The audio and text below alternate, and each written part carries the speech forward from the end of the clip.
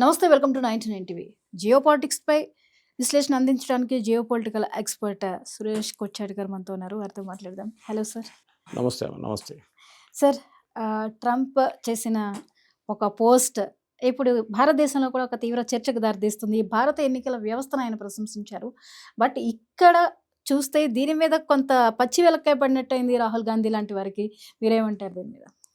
So మనం Trump ఏమన్నారు, ఇప్పుడు అమెరికాలో మాకు ఒక ఓటర్ ఐడి లేదు. భారతదేశంలో లాస్ట్ ఇయర్ అంటే 2024లో 66 కోట్ల మంది ఓటేశారు.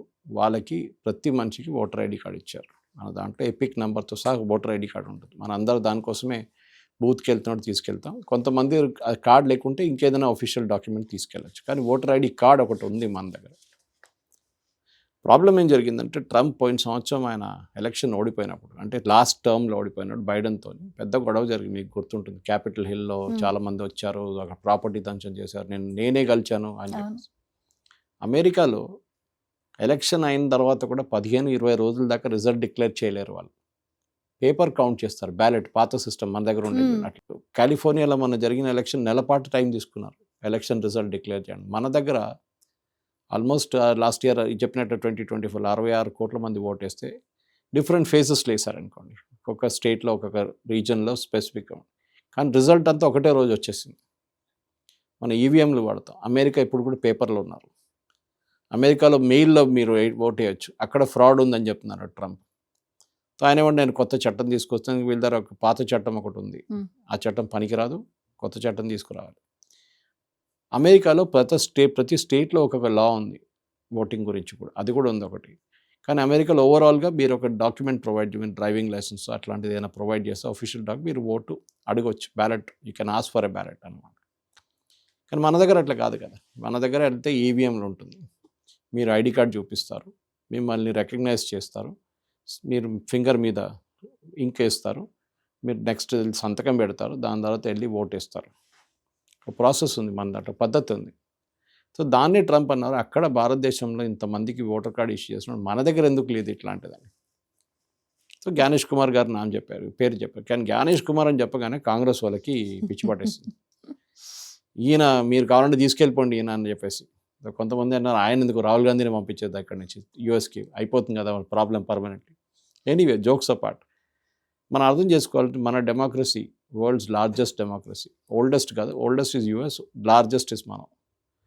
ఇంతమంది ఓటేసినప్పుడు కూడా మనం ఇవాళ దాకా ఒక్క ఈవీఎం మిషన్లో వీవీప్యాట్ అంటే దాని వెరిఫైబుల్ పేపర్ ట్రైల్ ఆడిట్ ఉంటుంది, అది ర్యాండమ్గా కౌంట్ చేస్తారు. అంటే ఒక కాన్స్టిట్యున్సీలో, ఐమ్ జస్ట్ టేకింగ్ ఎగ్జాంపుల్, ఒక 3000 ఈవీఎంలు ఉంటే దాని నుంచి ఒక 10 ఈవీఎంలు తీసుకొని అనలైజ్ చేస్తారు. అంటే దాంట్లో వచ్చిన ఓట్లు బీజేపీకి ఇంత, కాంగ్రెస్కి ఇంత, మిగతా పార్టీలు ఏమైనా ఉంటే ఇండిపెండెంట్, వాళ్ళు ఈ వీవీప్యాట్ తీసి కౌంట్ చేస్తారు ఫిజికల్. ఎందుకంటే వీవీప్యాట్ అంటే మీరు చూస్తుంటారు, ఓట్ వేసినప్పుడు లెఫ్ట్ సైడ్లో చిన్న బాక్స్ లాగా ఉంటుంది, అది మీరు ఓట్ వేసినప్పుడు కరెక్ట్గా పేపర్ అక్కడ వస్తుంది, ఒక 5 సెకండ్లకు ఉంటుంది, దాని తర్వాత డబ్బల పడిపోతుంది.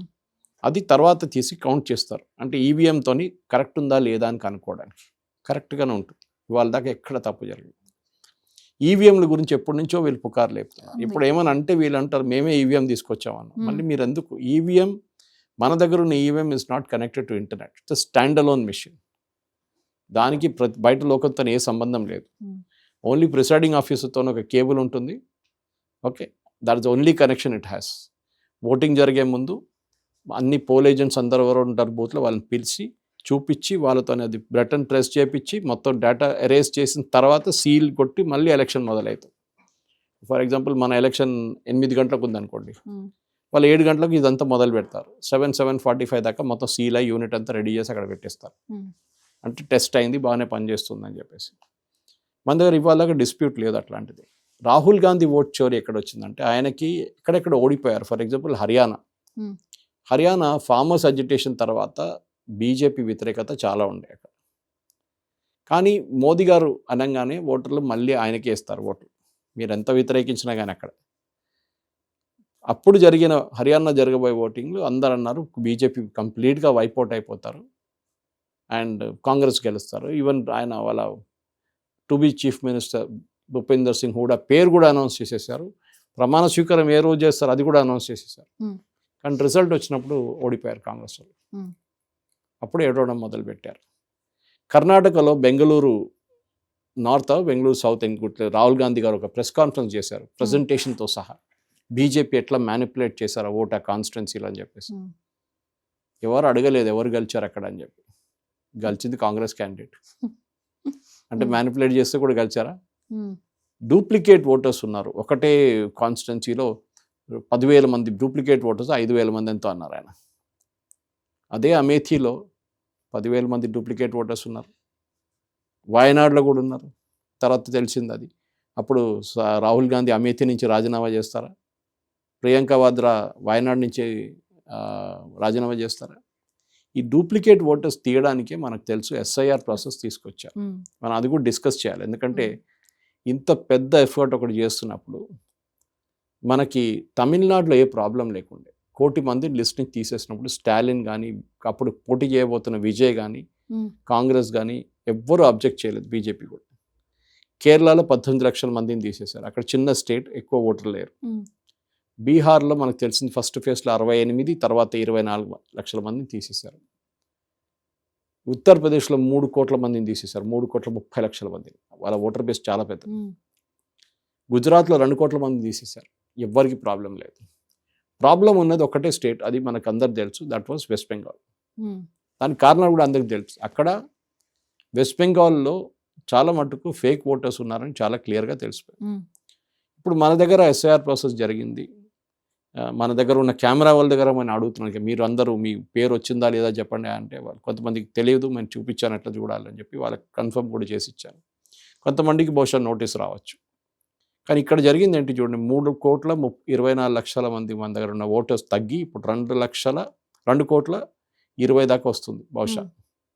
దానికన్నా తగ్గొచ్చు కూడా కాబట్టి ఆలోచించండి ఎంతమంది డూప్లికేట్, డెడ్, మిస్సింగ్ అంటే పర్మనెంట్లీ షిఫ్టెడ్ వీళ్ళందరూ ఈ కేటగిరీలో ఉన్నారు. దీంట్లో మేజర్ 3 డిస్ట్రిక్ట్స్ హైదరాబాద్, రంగారెడ్డి, మేడ్చల్, మల్కాజిగిరి మన సిటీ కాన్స్టిట్యున్సీస్ అక్కడ మ్యాక్సిమం ఉంది. ఎనివే దానికి కారణాలు ఎందుకంటే అది కూడా దీంతో ఎందుకు కంబైన్ చేస్తున్నానంటే ఈ ఓట్ చోరీ అని మాట్లాడుతారు. ఒక బ్రెజిలియన్ మోడల్ పెట్టారు, 23 ఫోటోలు పెట్టారు. దాన్ని కరెక్ట్ చేయడానికి ఎస్ఐఆర్ తీసుకొచ్చారు. మళ్ళీ దాన్ని కూడా మీరు వ్యతిరేకిస్తున్నారు. ఎస్ఐఆర్లో డూప్లికేట్ ఓటర్స్ ఈజీగా తీసేయచ్చు. ఓకే, ఇప్పుడు ఒక మన కెమెరామెన్ చూపించారు, వాళ్ళ వైఫ్ ఎక్కడో 2 ఉన్నాయంట, అది ఈజీగా తీసేయచ్చు. ఎందుకంటే ఏజ్, మీ పేరు, మీ ఏం చెప్తారు, మీ హస్బెండ్ నేమ్ 2 మ్యాచ్ అయితే మీరు ఈజీగా తీసేస్తారు. అడ్రస్ కూడా మ్యాచ్ అయితే తీసేస్తారు వాళ్ళు. కానీ పేరుకి చిన్న చేంజ్ ఉంది అనుకోండి, అది మారదు, అక్కడే ఉండిపోతుంది అనమాట. ఇప్పుడు జరిగిన ఈ దాంట్లో మన దాంట్లో తెలంగాణలో ఇప్పుడు చాలామంది అడుగుతారు, ఇది ప్రొఫెషనల్గా చేయలేదు, బిఎల్ఓలు మా ఇంటికి రాలేదు, మా దగ్గర కూడా రాలేదండి. వచ్చారు, మా ఫ్లాట్కి వచ్చారు, ఫ్లాట్కి వచ్చి ఇచ్చేసి వెళ్ళారు పాపం. అది మనం వాళ్ళ మీద కూడా లోడ్ చాలా ఎక్కువ ఉంది. 1,200 మందికి ఒక బిఎల్ఓ ఇచ్చేసి 1,200 మందిని ఒక నెల లోపల మీరు ఫామ్లు ఇచ్చి ఇంటింటికి వెళ్ళి ఫామ్లు ఇచ్చి వాళ్ళు ఉన్నారో లేదో కనుక్కొని వాళ్ళు ఇంట్లో ఉండరు, వెళ్ళిపోయినారు, కొంతమంది చనిపోయారు, కొంతమంది పర్మనెంట్లీ మైగ్రేట్ అయిపోయారు. ఇదంతా చూసిన తర్వాత వాళ్ళు మళ్ళీ ఆ ఫామ్స్ యాక్సెప్ట్ చేసి దాన్ని చెక్ చేసి దాన్ని డిజిటైజ్ చేయాలంటే ఒక నెల లోపల ఇంపాసిబుల్ ఉండే, దానికోసం ఎక్స్టెండ్ చేశారు 2 సార్లు. ఇప్పుడు ఉన్న పరిస్థితుల్లో మన భారతదేశాన్ని అడ్మైర్ చేయాల్సింది ఏంటంటే, ఒకటి మన దేశం సైజ్, ఇంత పెద్ద దేశం in terms of population. TN Seshan గారి టైం నుంచి కరెక్ట్ కాంగ్రెస్ వాళ్ళు, నిన్న కూడా ఎవరో ఒక డిబేట్లో నేను విన్నాను, కాంగ్రెస్ నేషనల్ లెవెల్ ఇంగ్లీష్లో ఎవరో మాట్లాడుతూ కాంగ్రెస్ టిఎన్ శేషన్ని తీసుకొచ్చాడు, టిఎన్ శేషనే చేశాడు. తర్వాత ఇదే టిఎన్ శేషన్ని అప్పుడు సరే టిఎన్ శేషన్ పాలిటిక్స్ లేదంటున్నారు, ఇదే టిఎన్ శేషన్ తర్వాత కాంగ్రెస్ ప్రెసిడెన్షియల్ క్యాండిడేట్గా నామినేట్ చేశారు కాంగ్రెస్ వాళ్ళు. అప్పుడు జరిగిన ప్రెసిడెంట్ ఎలక్షన్ టిఎన్ శేషన్ని. ఎందుకండి, మీకు పార్టీతో సంబంధం లేదు కదా. నవీన్ చావ్లా ఇవాళ సోనియా గాంధీస్ అపాయింటీ. ఆలోచించండి, వీళ్ళ లాజిక్ ఏంటంటే ఎందుకు వీళ్ళ జ్ఞానేష్ కుమార్ నచ్చదంటే మోదీ అపాయింట్ చేశారు. ఒక selection of CEC, chief election commissioner, prime minister, leader of opposition, chief justice ఉండాలి. చీఫ్ జస్టిస్ని తీసేసి I think they put the home minister, నాకు ఎగ్జాక్ట్లీ గుర్తు కానీ, but 1 minister is there from BJP. అంటే 2:1 అయిపోతుంది ఆటోమేటిక్లీ. సుప్రీంకోర్టు అప్పుడే చెప్పారు, చీఫ్ జస్టిస్ దీంట్లో ఇన్వాల్వ్ చేయకండి, మీరు చట్టం తీసుకొచ్చేదాకా చీఫ్ జస్టిస్ ఉంటారు, చట్టం తీసుకొచ్చిన తర్వాత చీఫ్ జస్టిస్ వెళ్ళిపోతారు. చట్టం తీసుకొచ్చారు, that leader of opposition, prime minister, home minister will be there. So naturally 2:1 సెలక్షన్లో వెళ్ళిపోతారు. వీళ్ళదొక నవీన్ చావ్లా అని చెప్పి ఒక ఎలక్షన్ కమిషనర్ ఉండే. I think he was there when Gopal Swamiji was the chief CEC. ఆయన ఎలక్షన్ కమిషన్ మీటింగ్లో సీరియస్ మీటింగ్ నడుస్తున్నప్పుడు ఏదైనా ఇంపార్టెంట్ నిర్ణయం తీసుకున్నారనుకోండి, ఆయన అప్పుడే బాత్రూమ్కి వెళ్ళిపోతారు ఫోన్ తీసుకొని. ఎవ్రీ హాఫ్ అన్ అవర్ బాత్రూమ్కి వెళ్తారు. లాస్ట్ గోపాల్ స్వామి కోపం వచ్చాన, దిస్ ఫెలో లీకింగ్ ఇన్ఫర్మేషన్, ఎవరికో ఫోన్ చేసి చెప్తున్నారు ఏం జరిగింది ఇక్కడ అని చెప్పేసి. అంటే వెయిట్ చేయడానికి కూడా ఛాన్స్ లేదన్నమాట, దానికంటే ముందే కన్వే చేసేస్తున్నాడు. ఇది నవీన్ చావ్లాని తర్వాత ప్రమోట్ చేశారు కాంగ్రెస్ వాళ్ళు. కాంగ్రెస్ హయాంలో ఈ ముగ్గురు సెలక్షన్ ప్రాసెస్ లేకుండే, ఏది chief justice, leader of opposition and prime minister లేకుండా. అప్పుడు మన్మోహన్ సింగ్ గారు డిసైడ్ చేస్తారు, సోనియా గాంధీ చెప్తారు ఈయన అపాయింట్ చేయండి, మన్మోహన్ సింగ్ గారిని రికమెండ్ చేసి ప్రెసిడెంట్ పంపిస్తారు, అయిపోయింది సెలక్షన్. అప్పుడు డెమోక్రసీ పోయిందండి, ఎక్కడ పోయింది అప్పుడు డెమోక్రసీ? ఇప్పుడు అట్లీస్ట్ ముగ్గురు ఉన్నారు, అప్పుడు అది కూడా లేకుండా కదా. అప్పుడు లీడర్ ఆఫ్ ఆపోజిషన్ మీరు ఛాన్స్ ఇవ్వలేదు, ఓన్లీ ప్రైమ్ మినిస్టర్ డిసైడ్ చేస్తారు. ఆయన ఎట్లా డిసైడ్ చేస్తారు మనకు తెలిసిందే, మన్మోహన్ సింగ్ గారు, ఆయనకు పాపం ఏ పవర్ లేకుండే. సో అక్కడి నుంచి 10 జనపథ్ నుంచి ఆర్డర్ వస్తుంది, వీళ్ళని పెట్టుకోండి అంతే సంగతి, వీళ్ళని అపాయింట్ చేసేస్తారు. సో ప్రెసిడెంట్ ట్రంప్ చెప్పింది వాళ్ళ దగ్గర ఉన్న ఒక ప్రాబ్లం ఉంది, that is they don't have a photo ID. Election photo ID లేదు, మాకు మిగతా ఫోటో ఐడీలను వాడుకుంటున్నాం, అక్కడ చాలా ఫ్రాడ్ ఉంది, బై మెయిల్ వస్తున్న చాలా ఓట్లు వస్తున్నాయి, దాన్ని మనం అంగీకరించకూడదు. వాళ్ళ ఓటింగ్ కూడా ఒక రోజుకి ఉండదు, ఓటింగ్ చాలా రోజులు జరుగుతుంది. ఓకే, ఇన్ఫాక్ట్ ఇదే కాన్సెప్ట్ మొన్న విజేంద్ర ప్రసాద్ గారు నాకు ఆయన ఆఫీస్ పిలిపించి చూపించారు ఒకసారి, సురేష్ గారు రండి ఒకసారి నేను కాన్సెప్ట్ చెప్తా అని చెప్పేసి. వారంలో ఒకసారి కలుస్తుంటాను ఆయన. He's got some brilliant ideas, after all is a writer కదా, సచ్ అ బిగ్ రైటర్. ఆయన చూపించారు, ఇదే చెప్పారు ఆయన, సురేష్ అందరి దగ్గర ఆధార్ ఉంది, ఎందుకు ఎక్కడి నుంచో బీహార్ నుంచి ఇక్కడ వచ్చినవాడు ఇక్కడ ఎందుకు ఓటేయద్దు త్రూ ఐటీ మెథడ్స్ అంటే ఏదైనా, దట్ ఈస్ ఆయన కాన్స్టిట్యున్సీ నెంబర్ ఎంటర్ చేస్తే ఆ కాన్స్టిట్యున్సీ నెంబర్ నుంచి అందరు క్యాండిడేట్స్ మీ ముందు కనిపిస్తారు ఈవీఎంలో. అట్లాంటి ఒక ఈవీఎం తయారు చేయాలి. ఇప్పుడు ఏమవుతుందంటే, ఇప్పుడు బీహార్లో ఎలక్షన్ నడిచిన టైంలో ఇక్కడ నుంచి 10 రోజులు లీవ్ తీసుకొని అక్కడికి వెళ్ళాలి ఓట్ వేయడానికి. ఆయనగా లక్షలు వెళ్తారు అట్లా. మన ఈవెన్ ఆంధ్ర వైపు కూడా జరుగుతుంది మన దగ్గర. ఇదెందుకు, ఇక్కడే ఓటేయచ్చు కదా, మన దగ్గర టెక్నాలజీ ఉంది, ఎక్కడున్నా ఎవరున్నా అక్కడ మీరు కాన్స్టిట్యున్సీ మీరు ఓటేయచ్చు. మీరు ప్రెస్ చేస్తే, ఆప్షన్ ప్రెస్ చేస్తే ఓకే బేగుసరాయ్ అని కొట్టే బేగుసరాయ్ది క్యాండిడేట్ లిస్ట్ వచ్చేస్తుంది, మీరు ఓటేసి మీరు వెళ్ళిపోవచ్చు.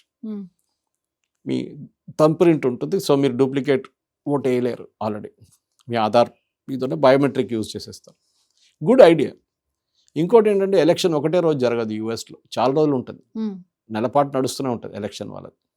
ఎర్లీ ఓటింగ్ ఉంటుంది, దాని తర్వాత సీరియస్ ఫేస్ ఒకటి ఉంటుంది, దాని తర్వాత ఎండింగ్ ఓటింగ్. మన దగ్గర ఒకటే రోజు పొద్దున్న సాయంత్రం దాకా.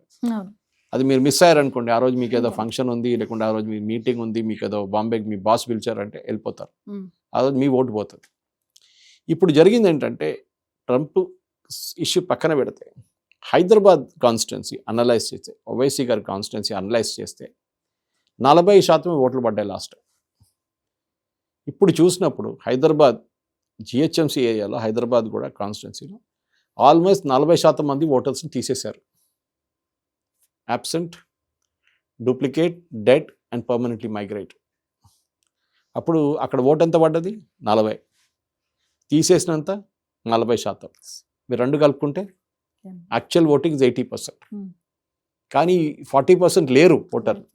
సో మనం ఎప్పుడు ఏమంటాం, అర్బన్ కాన్స్టిట్యున్సీలో ఎవరికి ఇంట్రెస్ట్ లేదు, ఎవడు ఓటేయడు, అందరు ఇంట్లో కూర్చొని క్రిటిసైజ్ చేస్తారు, రోడ్ బాగాలేదు, డ్రైనేజ్ బాగాలేదు, నీళ్ళు రావట్లేదు, కరెంట్ లేదా అని, కానీ ఓటేయరు అని చెప్పి. అదే టైంలో స్లమ్ ఏరియాస్లో, రూరల్ ఏరియాస్లో, డిస్ట్రిక్ట్లో అందరు వెళ్ళి 80% ఓట్లు వేస్తారు. కారణం ఇది, that there are lot of duplicate. ఇప్పుడు తెలిసింది, మనకు తెలుసు ఇది ఉందని, కానీ దీన్ని తీయడానికి ఎవరికి స్పెషల్ ఇంటెన్సివ్ రివిజన్ 24 సంవత్సరాల తర్వాత జరుగుతుంది. 2002లో జరిగింది లాస్ట్. ఇప్పుడు చూడండి ఎంతమంది, ఇప్పుడు నా ఫ్రెండ్ ఒకరు ఫోన్ చేశారు, ఆమె ఫోన్ చేసి అంటే, సురేష్ నా పేరు ఉంది లిస్ట్లో, ఇప్పుడే నాకు బిఏలో నుంచి ఫోన్ వచ్చింది, నా డేట్ ఆఫ్ బర్త్ ప్రూఫ్ ఏమైనా తీసుకురమ్మంటున్నారు, 10th క్లాస్ ఉంటే తీసుకురండి అని చెప్పి. ఆమె బీహార్లో ఉండే ముందు, అక్కడ పనిచేస్తుండే, తర్వాత బ్యాంకింగ్లో వచ్చి ఇక్కడ హైదరాబాద్లో లాస్ట్ 15-20 సంవత్సరాలు ఇక్కడ షీ సెటిల్ డౌన్. ఆమె పేరు లేదు, పేరు ఉంది లిస్ట్లో, కానీ డాక్యుమెంట్ తీసుకురమ్మన్నారు 10th క్లాస్. నేను ఇవ్వాలన్నా వద్దా అని అడిగారు. నేను చెప్పాను ఇవ్వాలి, వాళ్ళు నోటీస్ మీకు ఇష్యూ చేస్తే you have to give some proof. ఎందుకు 2002తోని మ్యాప్ చేయలేదు, ఆమె 2002లో ఇక్కడ లేదు, ఆమె ఎక్కడ ఓట్ చేసిన ఆమెకే గుర్తులేదు, 2002లో చేయలేదు అంటుంది ఆమె. She 50+50 almost 50. అప్పుడు మనం ప్రజలు ఆలోచించాలి, మన ఓటు అంటే మన హక్కు. అది చెప్పి మీరు ఇంట్లో కూర్చొని నేను జస్ట్ చూడలేదు, నేను ఫామ్ ఇవ్వలేదు అంటే అది నడవదు. This is a very important exercise.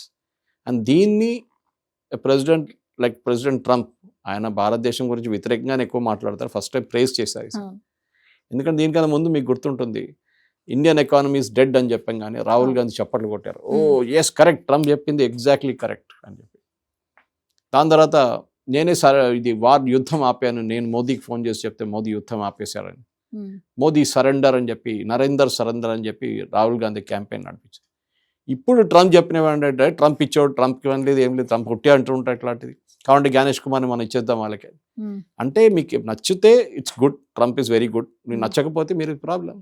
ఎవరో మన సిస్టమ్ని ప్రైజ్ చేస్తున్నప్పుడు మనం యాక్సెప్ట్ చేయాలి. Yes thank you very much, మా సిస్టమ్ చాలా బాగుంది, ఒక దేశం అమెరికా లాంటి దేశం అంగీకరిస్తున్నారు. మన దేశం సిస్టమ్ని చాలా దేశాలు ఇంప్లిమెంట్ చేశారు. మన దగ్గర ఈవీఎంలు తీసుకెళ్లారు, మన దగ్గర తయారు చేసిన ఈవీఎంలు కొత్త ఆర్డర్ ఇచ్చేసి కొన్ని దేశాలు మన దగ్గర తీసుకెళ్ళి వాళ్ళ దగ్గర ఎలక్షన్ నడిపించడానికి. వాళ్ళకి ఎక్కువ వద్దు కదా, బహుశా 20,000 ఈవీఎంలు ఉంటే చాలు, వాళ్ళు ఎలక్షన్ నడిపించుకుంటారు. మన దేశంలాగా అంత పెద్ద సైజ్ కాదు, చిన్న చిన్న దేశాలు తీసుకెళ్ళే మన దగ్గర.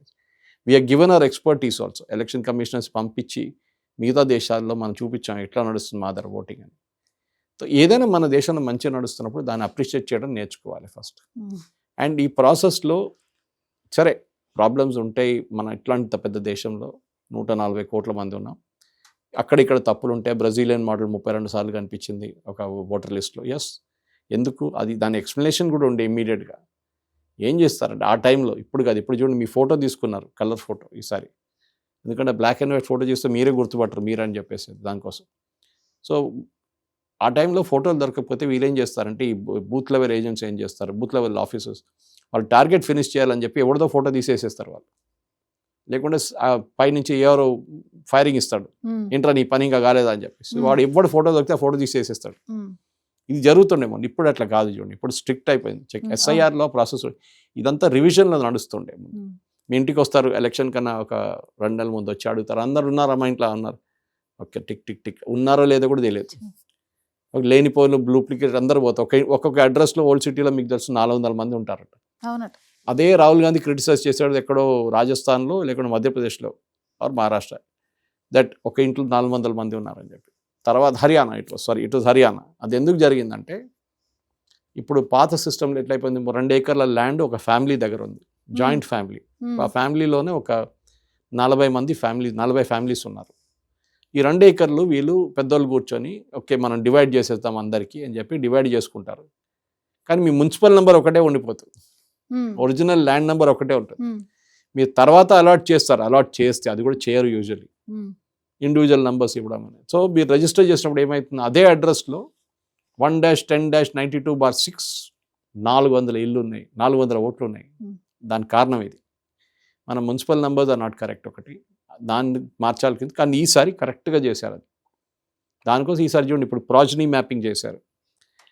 కొంతమందికి అనామలీస్ వచ్చింది. అనామలీస్ అంటే తప్పులు, మీ ఓటు లేదని కాదు, మీ ఓటు ఉంది, అనామలీస్ ఉంది. ఏంటివో అది, నాన్నగారికి కొడుకుకి 10 సంవత్సరాల డిఫరెన్స్ ఉంది. అంటే నాన్నగారు 10 సంవత్సరాల నుండి కొడుకు పుట్టాడంట. Okay, that is not possible biologically. Next ఒక పిల్ల, నెక్స్ట్ అంటే ఒక బాబు పుట్టాడు, 3 నెలల్లో ఇంకా పాప పుట్టిందంట. That is also not possible.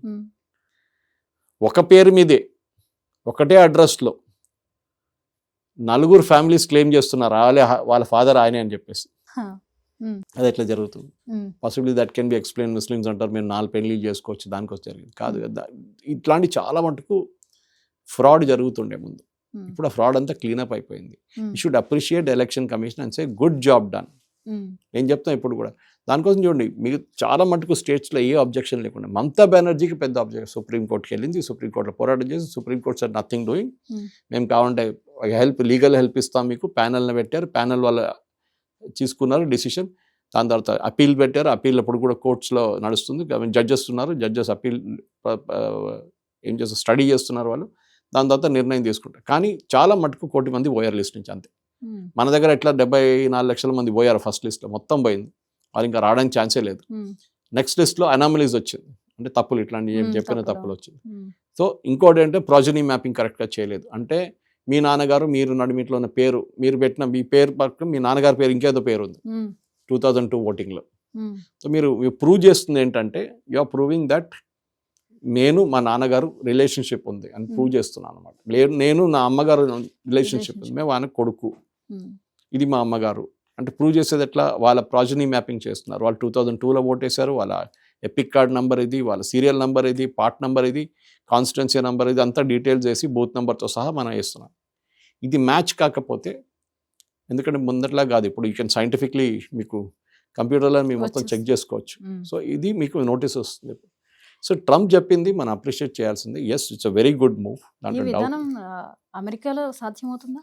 భారతదేశ ఎన్నికల విధానం కాదు, వాళ్ళ పాపులేషన్ తక్కువ, మన దగ్గర అంత పెద్ద పాపులేషన్ లేదు కదా వాళ్ళ దగ్గర, కానీ అప్పుడు కూడా చేయలేరు వాళ్ళు. ఎందుకంటే వాళ్ళ దగ్గర కాంప్లెక్సిటీ ఆఫ్ రూల్స్ చాలా ఉన్నాయి. ఇప్పుడు మన దగ్గర ఒక పెద్ద ప్రాబ్లం ఏంటి, అది అమెరికా సార్ట్అవుట్ చేసుకున్నారు. ఏంటి, వాళ్ళ దగ్గర ఒక సోషల్ సెక్యూరిటీ నెంబర్ ఉంది, ఇట్ లైక్ సిటిజన్స్ కార్డ్. కానీ అందరికి ఇస్తారా? ఈవెన్ నాన్ సిటిజన్స్ కూడా ఇస్తారు ఒకసారి తప్పుగా. మన దగ్గర మొన్న ఒక కాంట్రవర్సీ జరిగింది, మీరు వింటారు. Passport is not a identity document, citizenship document అన్న. కరెక్ట్, పాస్పోర్ట్ ఒక ట్రావెల్ డాక్యుమెంట్. దాన్ని వాళ్ళు అడిగారు, అట్లా అంటే మళ్ళీ Aadhaar card is only identity document. Suresh Kochattil ఈ ఆధార్లో ఉన్నారు అంతే, దాంతో సిటిజన్షిప్ తో సంబంధం లేదు. ఎందుకంటే ఫేక్ ఆధార్ కార్డ్స్ మస్తున్నాయి మన దేశంలో. పాస్పోర్ట్లు కూడా ఫేక్, మొన్న ఒకటి పట్టుకున్నారు నిన్న మొన్న తెలుగు ఆయన్ని, అది 5 పాస్పోర్ట్లు ఉన్నాయంటారు. దాని 3 పాస్పోర్ట్లు వీసా కూడా తీసుకున్నారంట యుఎస్కి. ఆలోచించాడు యుఎస్ కన్సులేట్ ఏం చేస్తున్నారు. ఎనీవే, సో అట్లాంటి చాలా. సో మన దగ్గర ఒక సింగిల్ డాక్యుమెంట్ అని మన దగ్గర లేదు ఇప్పుడు దాకా. అది అస్సాంలో ఒకటే ఇంప్లిమెంట్ చేశారు. That is called national register of citizens. ఒక రిజిస్టర్ ఉండాలి, మీరు ఈ దేశంలో పుట్టారు, ఓకే, అప్పుడు మీరు సిటిజన్. ఈ దేశంలో వచ్చి మీరు సిటిజన్షిప్ తీసుకున్నారు, అప్పుడు మీరు సిటిజన్, గవర్నమెంట్ అప్రూవ్ చేసిన తర్వాత. మీ అమ్మగారు నాన్నగారు ఇండియన్, అప్పుడు మీరు సిటిజన్. ఇట్లాంటి రిజిస్టర్లు ఎంటర్ చేసుకుంటూ వెళ్ళాలి ప్రతి స్టేట్కి. It's called national register of citizen. అస్సాంలో ఎందుకు చేశారు? అస్సాంలో మీకు గుర్తుంటుంది, ప్రఫుల్ల కుమార్ మహంతా అండ్ రాజీవ్ గాంధీ నడిమిట్లు నడిచిన చర్చల తర్వాత అక్కడ పెద్దగా అజిటేషన్ నడిచింది రాజీవ్ గాంధీ గారి హయాంలో. అదెందుకు, బంగ్లాదేశ్ నుంచి వచ్చిన వాళ్ళు అందరూ అక్కడ అస్సాంలో వచ్చి సెటిల్ అయిపోయారు, మా కల్చర్ మార్చేస్తున్నారు, మా ఫుడ్ హ్యాబిట్స్ మార్చేస్తున్నారు, మా లాంగ్వేజ్ని మార్చేస్తున్నారు, పెద్ద అజిటేషన్ జరిగింది, చాలామంది చనిపోయారు. దాని తర్వాత వీళ్ళిద్దరు కలిసి ఒప్పందం పెట్టారు, that we will do NRC in Assam. దాంతోనే ఎన్ఆర్సీ అస్సాంలో సుప్రీంకోర్టు సూపర్విజన్ చెప్పి చాలామంది దొరికారు దాంట్లో. ఇప్పుడు వాళ్ళు ఇప్పుడు కూడా జైలు కాదు, డిటెన్షన్ సెంటర్లో ఉన్నారు. అంటే వాళ్ళు బంగ్లాదేశ్ వాళ్ళు మోస్ట్లీ, అప్పుడు రోహింగ్యా ప్రాబ్లం లేకుండే. కానీ మీరు ఎట్లా పంపిస్తారు? బంగ్లాదేశ్ వాళ్ళు తీసుకుంటలేరు. మా ప్రజలే కాదు వీళ్ళంటారు మేము అక్కడి నుంచో అడ్రస్ ఇస్తున్నారు, అన్ని మేము తీసుకోం వాళ్ళు. ఇది ఒక ప్రాబ్లం అనమాట. అది అస్సాంలో జరిగింది. అట్లానే ఎన్ఆర్సీ ప్రతి దేశంలో ప్రతి స్టేట్లో జరగాలి. అప్పుడు మనకు ఒక అడ్వాంటేజ్ ఉంటుంది. ఏంటి, we will know for sure that ఈ వీళ్ళు సిటిజన్. ఇప్పుడు మనకు ఆధార్ వచ్చేదాకా మనకు ఒక ఐడెంటిటీ డాక్యుమెంట్ కూడా లేకుండే. ఓకే, ఏదైనా ఇప్పుడు మీరు ఎయిర్పోర్ట్కి వెళ్ళినప్పుడు ఏం చూపిస్తారు ఆ టైం, నాకు కూడా గుర్తులేదు ఇప్పుడు ఏమి ఇచ్చారు ఆ టైంలో ఆధార్ కన్నా ముందనేది. Maybe it was driving licence, I don't know. ఏదైనా ఒక ఐడి చూపించాలి కదా ఎయిర్పోర్ట్లో. ఇప్పుడు ఏంటి, అందరు ఆధార్ వాడతారు. ఆధార్కి బయోమెట్రిక్ ఉంది, ఐరిస్ స్కాన్ ఉంది, 5 ఫింగర్స్ ఉంది, 10 ఫింగర్స్ ఉంది మొత్తం. ఇదన్నీ ఉన్నప్పుడు కూడా Aadhaar is not a citizenship document. అది సుప్రీంకోర్టులో ఒక పాత కేసు ఉంది, దాంతో లింక్ ఉంది అనమాట దానికి. ఓకే, ఇప్పుడు మనం రేషన్ కార్డు కాదు, ఎందుకంటే ration card is a benefit document. అంటే మీకు ఏదైనా స్టేట్ గవర్నమెంట్ ఏమైనా బియ్యం లేకుంటే గోధుమలు ఇస్తే దానికోసం, it is not a citizen. So ఇట్లాంటి చాలా 12 డాక్యుమెంట్స్ సుప్రీంకోర్టు దాంట్లో పరిగణలోకి వచ్చింది ఇప్పుడు ఈ ఎస్ఐఆర్ ప్రాసెస్లో. దాంట్లో ఒక డాక్యుమెంట్ మీరు 10th class certificate చూపించచ్చు.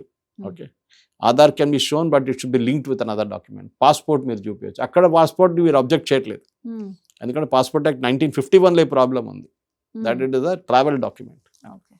Anyway, Trump ఇప్పుడు చెప్పిన తర్వాత నేను అనుకున్న భారతదేశంలో ప్రజలు మనకు కూడా ఒక సర్టిఫికేట్ లాగా, అంటే మనం ఎంత క్రిటిసైజ్ చేసినా కానీ, అది హిందీలో అంటారు, ఉర్దూలో అంటారు, గర్కి ముర్గి దాల్ బరాబర్ అని. అది అలాగా మన ఇంట్లో మనం ఇక్కడ ఎంత మంచి పని చేసినా కానీ బయట వాళ్ళు చూసి అరే వాడు ఇంత మంచి పని చేస్తున్నాడు అంటారు.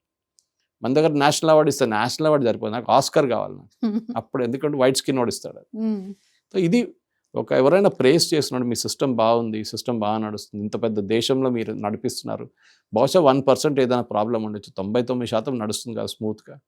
మీరు ఎంత బాగా ఎలక్షన్ మిషనరీని మేనేజ్ చేస్తున్నారు, ఒకటే రోజులో రిజల్ట్ డిక్లేర్ చేస్తున్నారు 543 కాన్స్టిట్యున్సీలకి, మెచ్చుకోవాలి మిమ్మల్ని. అంటే you should say thank you and you should be proud of it. And Trump దగ్గర అడగాలి, బాబు నీకు కావాలని చెప్పి నేను పంపిస్తాను, అది కూడా మాకు అవుట్సోర్స్ చేసేసిండి. అట్లనే మాకు అన్ని అవుట్సోర్స్ చేసేసారు, హైదరాబాద్లో, బెంగళూరులో, గుర్గాంలో అన్ని కంపెనీస్కి అవుట్సోర్స్ చేస్తారు కదా ఇండియాకి Hmm. సాఫ్ట్వేర్ పని అంతా. ఇది కూడా మాకు అప్పగించేసి మేము మంచిగా చేసి మీకు ఇచ్చేస్తాం, ఓకే, ఇంత పడుతుంది, this will be the cost అని చెప్పాలన్నమాట. Right. Thank you so much sir Thank you. విశ్లేషణ అందించేందుకు. ఇది ఇవాళ ప్రత్యేక విశ్లేషణ. Keep watching 99 TV.